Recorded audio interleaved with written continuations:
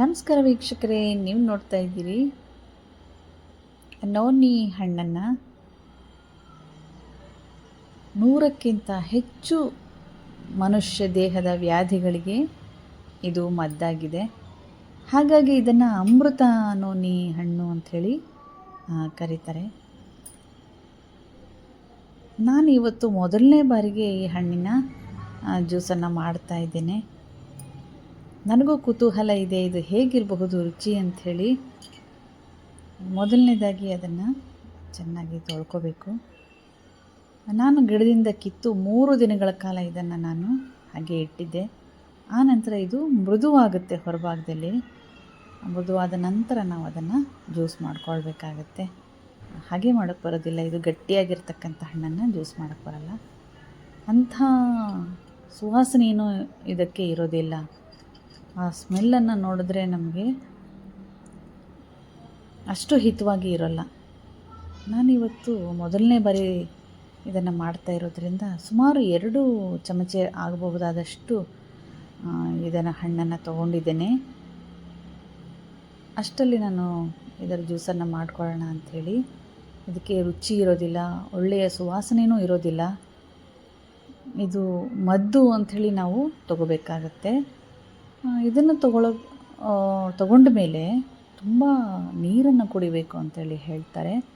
ಚಿಕ್ಕ ಮಕ್ಕಳು ಅಂದರೆ 10 ವರ್ಷದೊಳಗಿನ ಮಕ್ಕಳು ಇದನ್ನು ಸೇವಿಸೋ ಹಾಗಿಲ್ಲ. ನೀವೇನಾದರೂ ಇದನ್ನು ಸೇವಿಸಬೇಕು ಅಂತ ಹೇಳಿದರೆ ನಿಮ್ಮ ವೈದ್ಯರ ಸಲಹೆಯನ್ನು ಪಡ್ಕೊಂಡು ಆ ನಂತರವೇ ಇದನ್ನು ಸೇವಿಸಿ. 1 ದಿನ 2 ದಿನ ಆದರೆ ಪರವಾಗಿಲ್ಲ. ನಿರಂತರವಾಗಿ ನಾವು ಸೇವಿಸ್ತೀವಿ ಅನ್ನೋರಾದರೆ ಕೆಲವರು 2 ವರ್ಷ 3 ವರ್ಷ ಹೀಗೆ ನಿರಂತರವಾಗಿ ತಗೊಳ್ತಾರೆ. ಅಂಥವರು ವೈದ್ಯರ ಸಲಹೆಯನ್ನು ತಗೊಂಡು ಆನಂತರನೇ ಈ ಹಣ್ಣಿನ ಜ್ಯೂಸನ್ನು ಕುಡಿಯಿರಿ. ಮದ್ದಾಗಿ ಕುಡಿಯುವಂಥವ್ರು ಇದಕ್ಕೆ ಏನನ್ನೂ ಸೇವಿಸೋದಿಲ್ಲ, ಸೇವಿಸಲ್ಲ. ಅಂದರೆ ಸಕ್ಕರೆ ಆಗಿರಬಹುದು ಅದು, ಅಥವಾ ನಿಂಬೆಹಣ್ಣು, ಏಲಕ್ಕಿ ಈ ಥರ ಇದನ್ನು ಬರೀ ಇದರ ರಸವನ್ನು ಮಾತ್ರ ಹಾಗೆ ಕುಡಿದು ಬಿಡ್ತಾರೆ.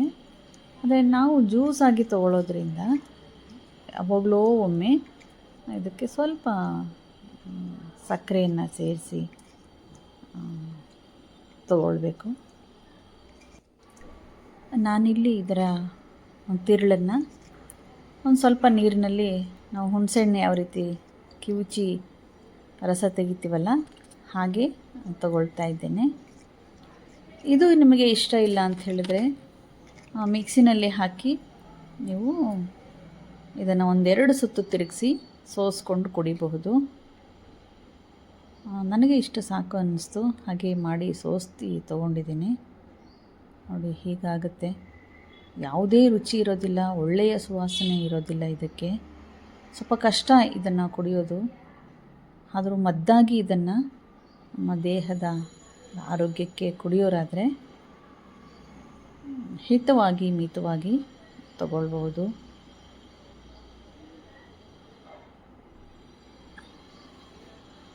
ನಾನು ಸ್ವಲ್ಪ ನೀರನ್ನು ಸೇರಿಸ್ತಾ ಇದ್ದೇನೆ, ಹಾಗೆ ಕುಡಿಯೋದಕ್ಕೆ ಆಗಲಿಲ್ಲ.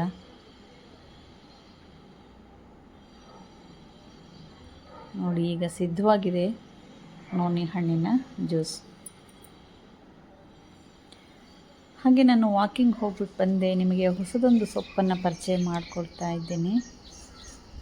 ಹಿರಿಯರೊಬ್ಬರು ಹೇಳಿದಂಥ ಸೊಪ್ಪಿದು. ಕೆಲವೊಬ್ಬರಿಗೆ ಗೊತ್ತಿರುತ್ತೆ. ಮೊದಲ ಮಳೆಗೆ ಎಲ್ಲ ಬೇಲಿ ಮೇಲೆ ಚಿಗುರಿದಂಥ ಸೊಪ್ಪುಗಳಲ್ಲಿ ಈ ಸೊಪ್ಪು ಸಹ ಒಂದು. ಇದನ್ನು ಬಸ್ಸಾರು, ಮೊಸೊಪ್ಪು, ಪಲ್ಯ ಹೇಗೆ ಬೇಕಾದರೂ ನಾವು ಬಳಸ್ಕೊಳ್ಬಹುದು. ದೇಹಕ್ಕೆ ತಂಪು ನೀಡುವಂತಹ ಸೊಪ್ಪಿದು. ಬೆಳಗಿನ ಉಪಹಾರಕ್ಕೆ ನಾನು ಬನ್ಸಿರವೆ ಉಪ್ಪಿಟ್ಟನ್ನು ಮಾಡಿಕೊಂಡಿದ್ದೆ. ಕಡಿಮೆ ಪ್ರಮಾಣದಲ್ಲಿ ಅದನ್ನು ನಾನು ತಗೊಳ್ತಾ ಇದ್ದೇನೆ. ನೋಡಿ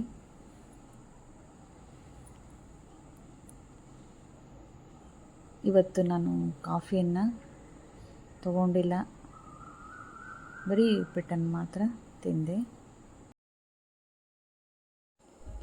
ಮಧ್ಯಾಹ್ನ ಇವತ್ತು ಹೊರಗಡೆ ಊಟ.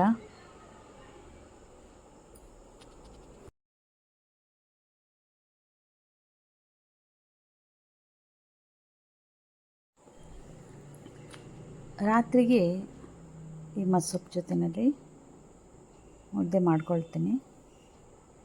ಇದು ನನ್ನ ಇವತ್ತಿನ ಡಯಟ್ ಪ್ಲ್ಯಾನ್. ನಮಸ್ಕಾರ.